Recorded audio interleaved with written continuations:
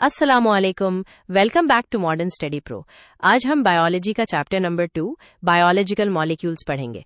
Slide number 1 से शुरू करते हैं। ये स्लाइड बायोकेमिस्ट्री और मॉलिक्यूलर बायोलॉजी के बारे में है, इनकी तारीफें, इनका आपस में ताल्लुक और इनके इस्तेमालात। बायोकेमिस्ट्री असल में जिंदा चीजों में पाए जाने वाले कीमियाई मादों और उनके प्रोसेसेस का नाम है। मॉलिक्यूलर बायोलॉजी बायोकेमिस्ट्री की ही एक खास शाख है जो हयातियाती अमल को मॉलिक्यूलर सतह पर समझती है, जैसे डीएनए का काम या प्रोटीन्स का बनना। इसमें डीएनए रेप्लिकेशन और जीन एक्सप्रेशन वगैरह शामिल है। इस स्लाइड के तीसरे हिस्से में बायोकेमिस्ट्री और मॉलिक्यूलर बायोलॉजी के रोजाना के इस्तेमालात दिखाए गए हैं। जैसे सेल बायोलॉजी में ये हमें सेल्स के ढांचे और इनके काम करने के तरीके को समझने में मदद करती है। एनाटॉमी में ये टिश्यूज की तरतीब को वाजे करती है। इसके अलावा फिजियोलॉजिकल प्रोसेसेस जैसे फोटोसिंथेसिस, रेस्पिरेशन और उजलात के सिकुड़ने में भी इसका बड़ा किरदार है। ये स्लाइड बायोलॉजिकल मॉलिक्यूल्स के दरमियान बनने वाले बॉन्ड्स और उनके बाहमी ताल्लुकात के बारे में है। सबसे पहले केमिकल बॉन्ड्स को देखते हैं। ऊपर बाएं कोने में लिखा है कोवेलेंट बॉन्ड्स। ये तब बनते हैं जब दो एटम्स आपस में इलेक्ट्रॉन्स शेयर करते हैं। जैसे स्लाइड में दिखाया गया है कि हाइड्रोजन और ऑक्सीजन इलेक्ट्रॉन्स शेयर कर रहे हैं। ये बॉन्ड्स मॉलिक्यूल्स के अंदर मजबूती से लाते हैं। इसके नीचे लिखा है आयोनिक बॉन्ड्स। ये तब बनते हैं जब एक एटम दूसरे को मुकम्मल तौर पर इलेक्ट्रॉन दे देता है, जिससे पॉजिटिव और नेगेटिव चार्जेस पैदा होते हैं और वो आपस में कशिश की वजह से जुड़ जाते हैं। जैसे सोडियम क्लोराइड में नमक बनता है। इस तरफ लिखा है इंटर और इंट्रामॉलिक्यूलर इंटरैक्शंस। इसमें पहली किस्म है हाइड्रोजन बॉन्डिंग। ये तब बनती है जब हाइड्रोजन एटम किसी ज्यादा इलेक्ट्रोनेगेटिव एटम जैसे ऑक्सीजन या नाइट्रोजन के करीब होता है। ये हाइड्रोजन बॉन्ड्स प्रोटीन्स और डीएनए के स्ट्रक्चर को मुस्तहकम करते हैं। इसके नीचे है हाइड्रोफोबिक इंटरैक्शंस। कुछ मॉलिक्यूलर पार्ट्स ऐसे होते हैं जो पानी से दूर भागते हैं, तो वो आपस में मिलकर पानी से बचने की कोशिश करते हैं। ये प्रोटीन फोल्डिंग में बहुत अहम किरदार अदा करते हैं। और आखिर में है हाइड्रोफिलिक इंटरैक्शंस, जो नाम से ही पता चलता है कि पानी की तरफ कशिश रखते हैं। ये पानी में मौजूद मादों को डिसॉल्व करने और रिएक्शंस को मुमकिन बनाते हैं। स्लाइड नंबर 3 पर आते हैं। ये स्लाइड प्रोटोप्लाज्म और बुनियादी बायोलॉजिकल मॉलिक्यूल्स के बारे में है। पहले प्रोटोप्लाज्म को समझे। ये सेल का जिंदा हिस्सा है जहां सारे जरूरी कीमियाई अमाल यानी मेटाबॉलिक रिएक्शंस होते हैं। बाईं तरफ इसकी केमिकल कॉम्पोजिशन दिखाई गई है, जिसमें सबसे ज्यादा ऑक्सीजन, फिर कार्बन, हाइड्रोजन और नाइट्रोजन शामिल है। ये 6 अनासिर मिलकर तकरीबन 99% मास बनाते हैं। दाईं तरफ अहम बायोलॉजिकल मॉलिक्यूल्स बताए गए हैं। कार्बोहाइड्रेट्स जो फ्यूल के तौर पर काम करते हैं, प्रोटीन्स जो ढांचा और एंजाइम्स बनाते हैं, लिपिड्स जो एनर्जी स्टोर करते हैं और आखिर में न्यूक्लिक एसिड्स जो जीनियाती मालूमात को कंट्रोल करते हैं। ये स्लाइड कंडेंसेशन, जिसे डिहाइड्रेशन सिंथेसिस भी कहते हैं, और हाइड्रोलिसिस के बारे में है। कंडेंसेशन में दो छोटे मॉलिक्यूल्स यानी मोनोमर्स आपस में जुड़ते हैं और एक पानी का मॉलिक्यूल खारिज करते हैं। इससे एक बड़ा मॉलिक्यूल, जिसे पॉलीमर कहते हैं, वो बनता है। जैसे ग्लूकोज के 2 मॉलिक्यूल्स मिलकर माल्टोज बनाते हैं। हाइड्रोलिसिस इसके उलट है।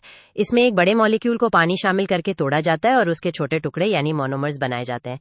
ये प्रोसेस हमारे खाने के हाजमे के दौरान बहुत अहम है, जब हम बड़े मॉलिक्यूल्स को तोड़ते हैं।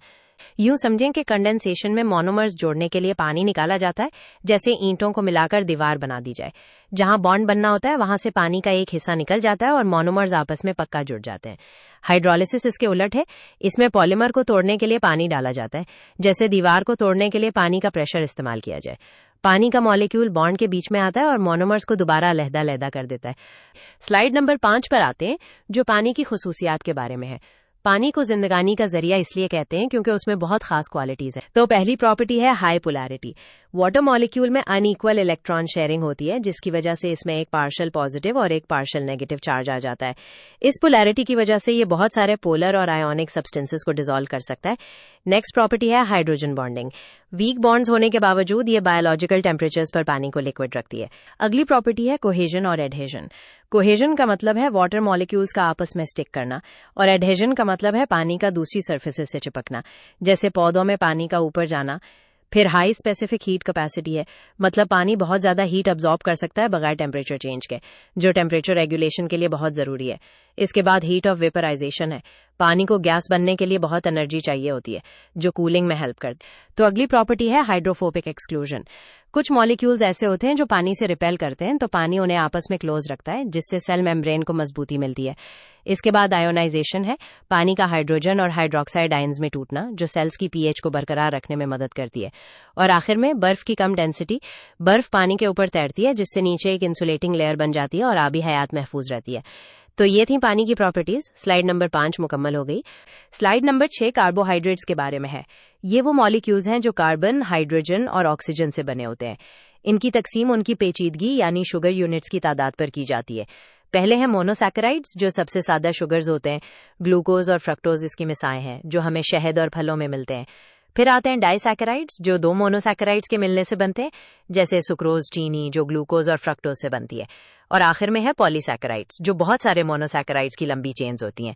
स्टार्च पौधों में एनर्जी स्टोरेज और ग्लाइकोजन जानवरों में एनर्जी स्टोरेज इसकी मिसालें हैं।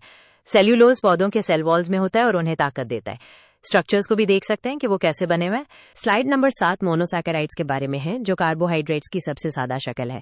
मोनोसैकेराइड्स सिंगल शुगर यूनिट्स होते हैं और इन्हें मजीद तोड़ा नहीं जा सकता, और ये पेचीदा कार्बोहाइड्रेट्स के बिल्डिंग ब्लॉक्स होते हैं। अब इनकी प्रॉपर्टीज देखें तो इनका टेस्ट स्वीट होता है और ये पानी में आसानी से सॉल्यूबल होते हैं। तकसीम अगर की जाए तो कार्बन आइटम्स की तादाद के लिहाज से ये ट्रायोज, पेंटोज, पेंटोज 5 कार्बन या हेक्सोज 6 कार्बन हो सकते हैं, जैसे ड्राइंग में ग्लूकोज दिखाया गया है। इनकी स्ट्रक्चरल फॉर्म्स दो तरह की होती हैं, या तो ये स्ट्रेट चेन फॉर्म में होते हैं जैसे फिशर प्रोजेक्शन, या फिर रिंग फॉर्म में जैसे हावर्ड्स प्रोजेक्शन। बच्चों के लिए समझना जरूरी है कि ग्लूकोज जैसे मॉलिक्यूल स्ट्रेट चेन में भी हो सकते हैं और रिंग फॉर्म में भी। जब वो सोल्यूशन में होते हैं तो आमतौर पर रिंग बना लेते हैं। ये रिंग प्रोटीन और डीएनए वगैरह के बड़े में स्ट्रक्चर्स बनाने में हेल्प करती है। स्लाइड नंबर 8 आइसोमर्स के बारे में है, यानी ऐसे मॉलिक्यूल्स जिनका मॉलिक्यूलर फॉर्मूला तो सेम होता है मगर उनके स्ट्रक्चर या 3D अरेंजमेंट में फर्क होता है। इसमें पहला टॉपिक है स्ट्रक्चरल आइसोमर्स, जैसे ग्लूकोज और फ्रक्टोज। इनका फॉर्मूला सेम है लेकिन बॉन्डिंग मुख्तलिफ है।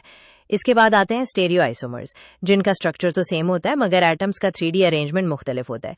स्टेरियो आइसोमर्स की मजीद किस्में हैं, जैसे एनांटियोमर्स, जो एक दूसरे के मिरर इमेजेस होते हैं, डाइस्टेरियोमर्स, जो एक दूसरे के मिरर इमेजेस नहीं होते, और एनोमर्स, जो रिंग फॉर्म में सिर्फ एक कार्बन पर मुख्तलिफ होते हैं। वहां पर लिखा है कि same physical properties except light rotation, और ये ऑप्टिकल आइसोमर्स के बारे में है। इसका मतलब यह है कि जो एनांटियोमर्स होते हैं, वो जिन्हें मैंने मिरर इमेजेस कहा था, उनकी कई फिजिकल प्रॉपर्टीज जैसे बॉइलिंग पॉइंट या मेल्टिंग पॉइंट सेम होती हैं, लेकिन वो लाइट को अलग अलग तरह से रोटेट करते हैं। एक खास तरह का आइसोमर लाइट को क्लॉकवाइज रोटेट करता है और दूसरा वाला एंटी क्लॉकवाइज, इसलिए इन्हें ऑप्टिकल आइसोमर्स भी कहते हैं। स्लाइड नंबर 9 डाइसैकेराइड्स के बारे में है। ये तब बनते हैं जब दो मोनोसैकेराइड्स आपस में जुड़ते हैं और एक पानी का मॉलिक्यूल खारिज करते हैं। इस अमल को डिहाइड्रेशन सिंथेसिस या कंडेंसेशन कहते हैं। स्ट्रक्चर की बात करें तो पेपर में आ सकता है कि ड्रॉ करें कि कैसे ग्लूकोज और फ्रक्टोज मिलकर सुक्रोज बनाते हैं। आपको दिखाना होगा कि कैसे एक मॉलिक्यूल का हाइड्रोक्सिल ग्रुप दूसरे के हाइड्रोजन के साथ मिलता है और पानी का इखराज होता है। स्लाइड पर 3 अहम डाइसैकेराइड्स दिखाए गए हैं। सुक्रोज, जो गन्ने और चुकंदर में मिलती है, माल्टोज, जो अनाज से बनता है, और लैक्टोज, जो दूध में होती है। पेपर में इनके सोर्सेज और किरदार भी पूछे जा सकते हैं। सुक्रोज का मेन सोर्स शुगर केन और शुगर बीट्स है, और इसे हम टेबल शुगर के तौर पर आम इस्तेमाल करते हैं। ये पौधों में ट्रांसपोर्ट शुगर भी है। माल्टोज अनाज में बनता है जब स्टार्च डाइजेस्ट हो रही हो, जैसे जर्मिनेटिंग बार्ले में, और ये माल्टेड बेवरेजेस में पाया जाता है। लैक्टोज दूध में होती है, जो छोटे बच्चों और मैमल्स के लिए एनर्जी का जरिया है और गट बैक्टीरिया के लिए भी अच्छा है। जरूर ये स्लाइड मखसूस ग्लाइकोसिडिक बॉन्ड्स के बारे में है जो डाइसैकेराइड्स में बनते हैं। यहाँ दिखाया गया है कि कैसे अल्फा डी ग्लूकोज और बीटा डी फ्रक्टोज मिलकर सुक्रोज बनाते हैं और पानी रिमूव होता है। इस बॉन्ड को अल्फा 1,2 ग्लाइकोसिडिक बॉन्ड कहते हैं। इसी तरह 2 अल्फा डी ग्लूकोज मॉलिक्यूल्स मिलकर माल्टोज बनाते हैं, जिसे अल्फा 1,4 ग्लाइकोसिडिक बॉन्ड कहा जाता है। और आखिर में बीटा डी गैलेक्टोज और अल्फा डी ग्लूकोज मिलकर लैक्टोज बनाते हैं, जो कि बीटा 1,4 ग्लाइकोसिडिक बॉन्ड है।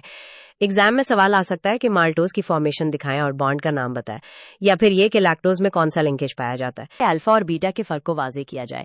जब ग्लूकोज या फ्रक्टोज रिंग बनाते हैं तो ऑक्सीजन और कार्बन मिलकर एक दायरा बनाते हैं। इस रिंग में मौजूद एक मखसूस कार्बन, जिसे एनोमेरिक कार्बन कहते हैं, उस पर OH ग्रुप यानी हाइड्रोक्सिल ग्रुप की पोजीशन मुख्तलिफ हो सकती है।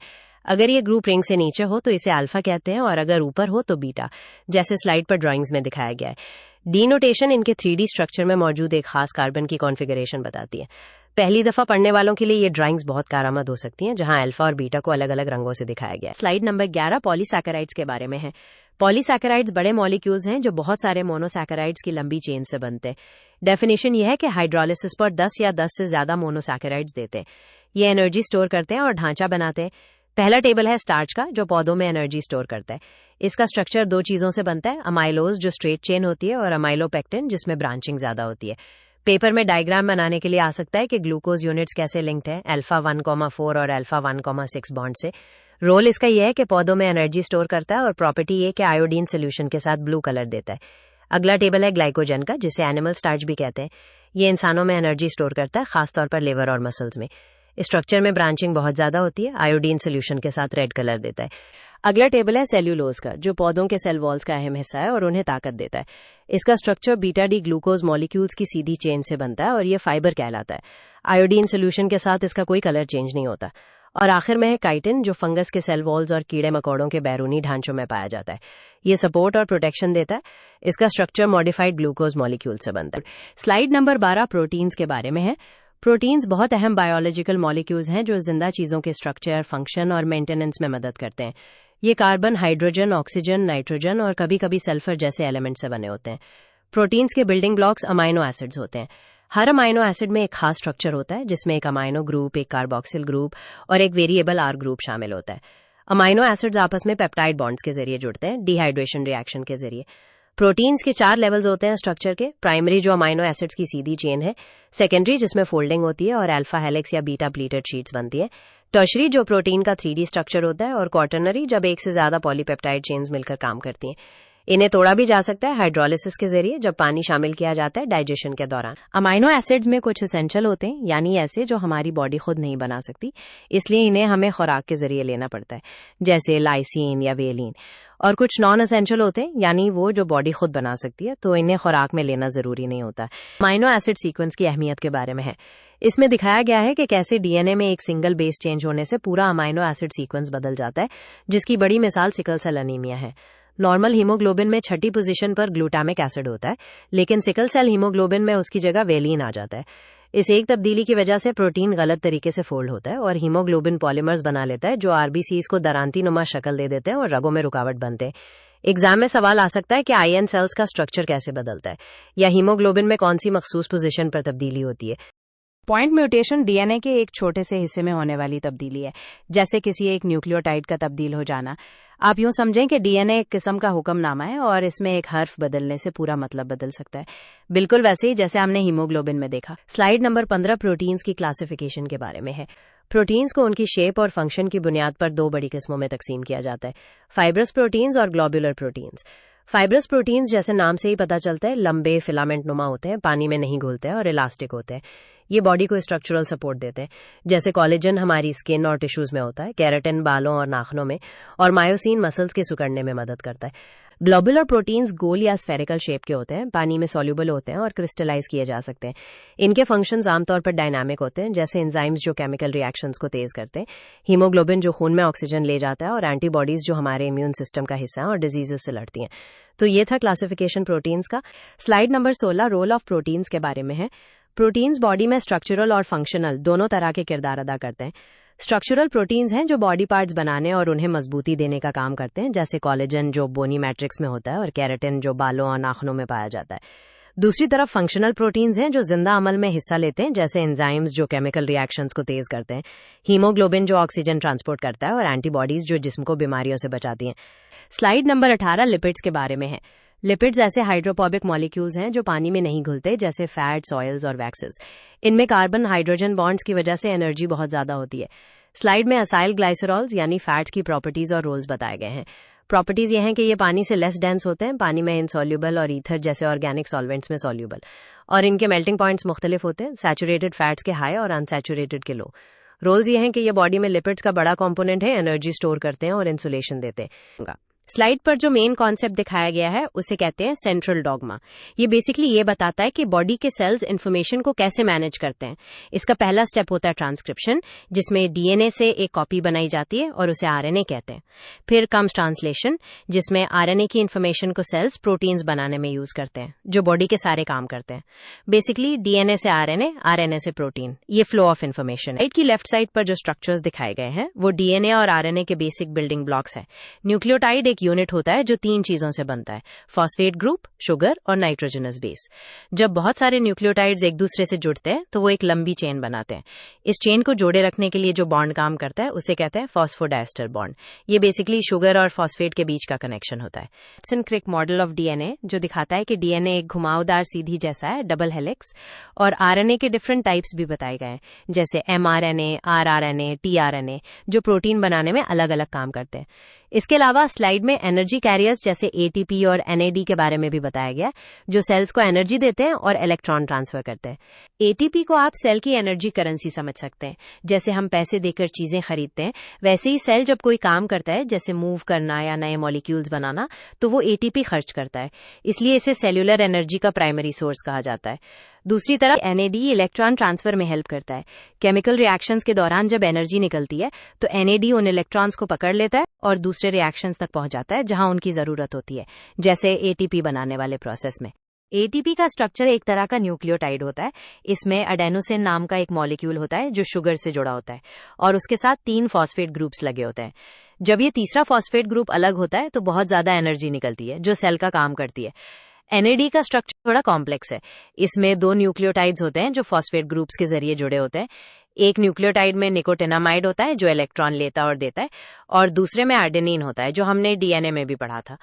वीडियो देखने का बहुत शुक्रिया। अगर आपको इसमें से कुछ भी समझ आया हो तो वीडियो को लाइक, कमेंट और चैनल को सब्सक्राइब जरूर करें। और हाँ, हमारा शेड्यूल नोट कर लीजिए। हर फ्राइडे को बायो, सैटरडे को केमिस्ट्री और संडे को फिजिक्स की वीडियो आएगी। मिलते हैं अगली वीडियो में। अल्लाह हाफिज।